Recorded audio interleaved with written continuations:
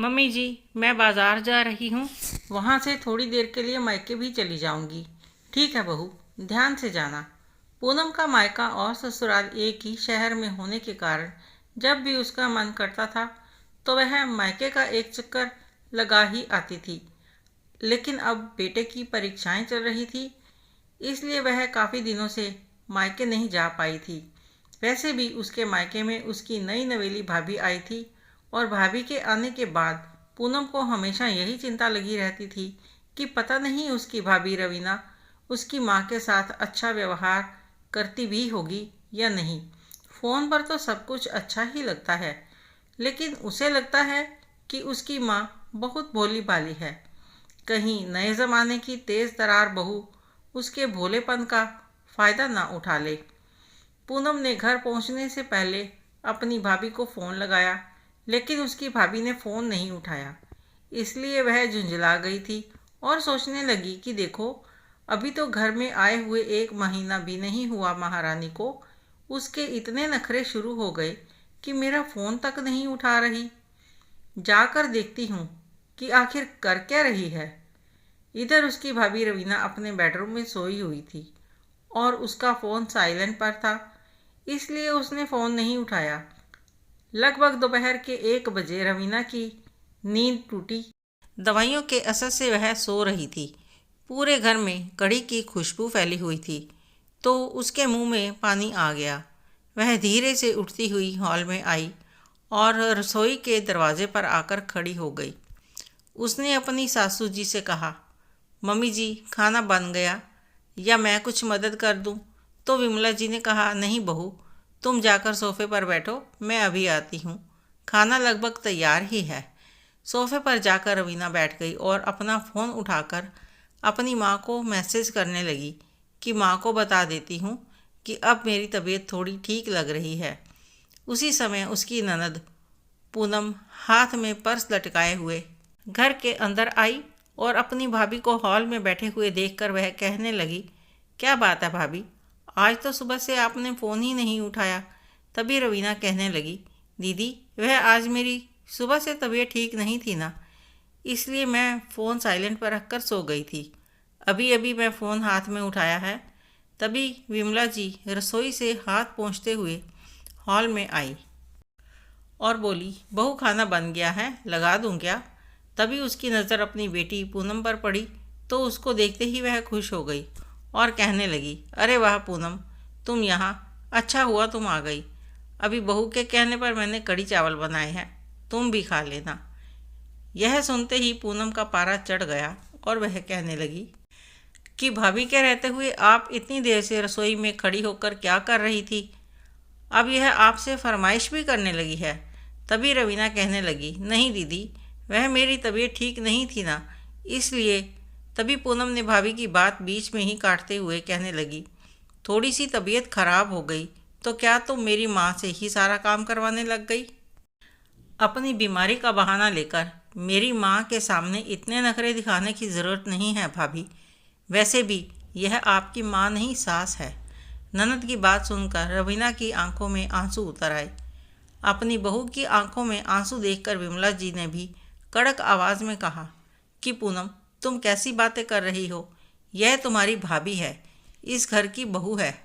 क्या भाभी से बात करने का यही तरीका होता है? क्या मैंने तुम्हें ऐसे ही बातें करने सिखाया था? तो अपनी माँ की बात सुनकर पूनम चिढ़ गई और गुस्से में कहने लगी, माँ, तुम बहू का पक्ष लेकर बेटी से इस तरीके से बात कैसे कर सकती हो? आखिर मैंने गलत क्या कहा है? मैं तो तुम्हारे पक्ष में ही बात कर रही हूँ। अरे यह बिस्तर पकड़कर बैठी रहेगी और तुम इसकी फरमाइश पर रसोई में लगी रहोगी, तो मैं कुछ कहूँगी नहीं क्या? विमला जी समझ गई थी कि अभी उनकी बेटी गुस्से में है, इसलिए उन्होंने कहा, रुको पूनम, गुस्से में तुम ऐसे ही बोलते जाओगी तो अर्थ का अनर्थ निकलकर सामने आ जाएगा। तुम पहले शांत हो जाओ, 2 घूंट ठंडा पानी पियो और फिर आराम से बात करो। तभी पूनम अपना पर्स सोफे पर पटकते हुए बोली कि आराम से क्या बात करूँ माँ, यह महारानी यहाँ आराम से बैठी हुई है और आप वहाँ रसोई में काम कर रही हो।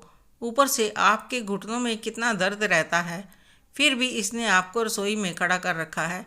मुझे तो बोलना ही पड़ेगा ना। इसी तरह आप हमेशा घर की बहू से दबकर रहोगी तो बुढ़ापे में यह आपके सिर पर ही सवार रहेगी। अपनी ननद की बात सुनकर रवीना की आंखों से टप टप आंसू टपकने लगे। वह तो अपनी सास और ननद का बहुत सम्मान करती थी और हमेशा अपनी सास का ध्यान रखने की कोशिश भी करती थी। लेकिन आज तबीयत ठीक नहीं होने के कारण ही वह रसोई में नहीं जा पाई थी। ऊपर से उसकी सास ने खुद आगे बढ़कर कहा था कि उसे क्या खाने की इच्छा हो रही है।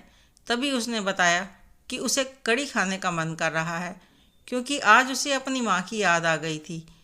उसे जब भी बुखार होता था और मुंह का स्वाद खराब हो जाता था तो वह अपनी माँ से हमेशा कढ़ी चावल बनवा कर खाया करती थी।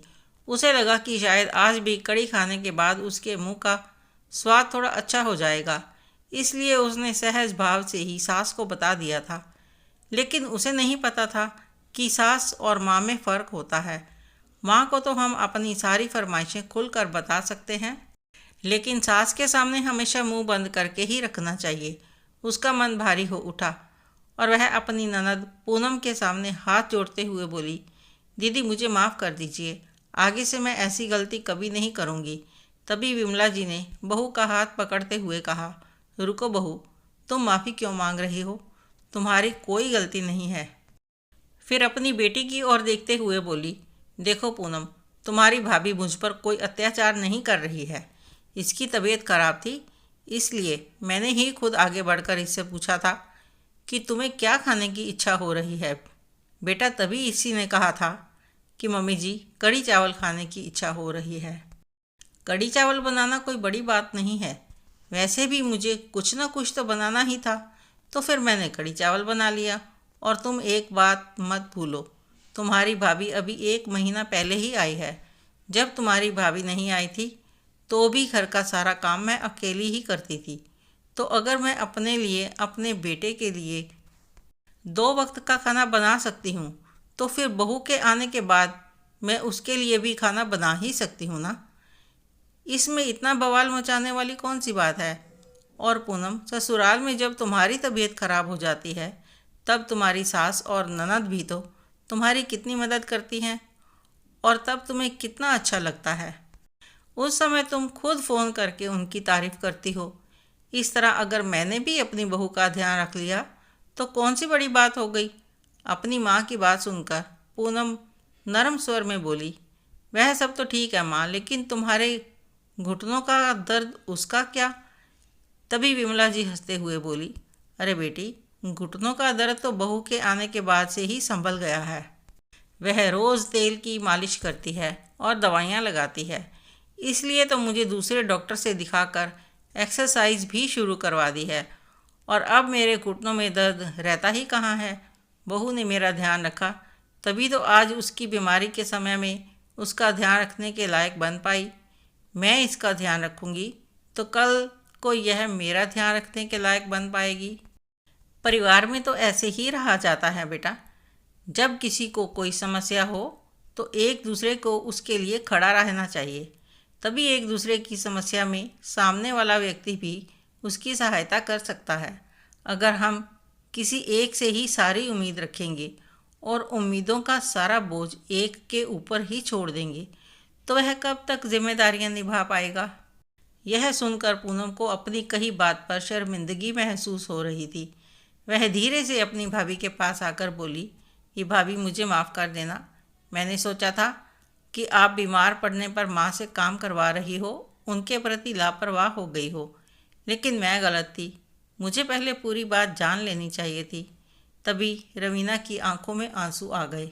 वह बोली, कोई बात नहीं दीदी, आपको गलतफहमी हो गई थी, लेकिन मैं यह देखकर खुश हूँ कि मुझे इतना प्यार करने वाली सास मिली है जो मेरी बीमारी के समय मेरा पूरा ध्यान रखती है।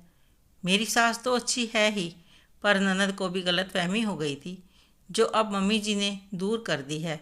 इतना कहकर उसने पूनम को गले से लगा लिया और सास की तरफ प्यार भरी नज़रों से देखने लगी। उधर विमला जी भी सुकून से भर उठी कि उसने अपनी बेटी को रिश्तों में कड़वाहट घोलने से रोक दिया था। वैसे तो कहा जाता है कि माँ की ममता में बहुत ताकत होती है, कि वह अपनी बीमारी में भी अपने बच्चों के लिए उठ खड़ी होती है।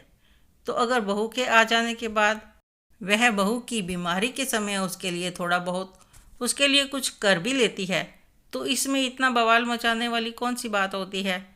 यदि एक माँ अपने बच्चों का ध्यान रख सकती है तो बहू की बीमारी में उसका ध्यान रखना भी उसका फ़र्ज़ बनता है। आखिर बहू लाने से पहले आपने भी तो अपनी बेटी किसी को दी है। आपको यह कहानी कैसी लगी कमेंट करके ज़रूर बताएं। अच्छी लगी हो तो लाइक करें, शेयर करें, सब्सक्राइब ज़रूर करें। धन्यवाद।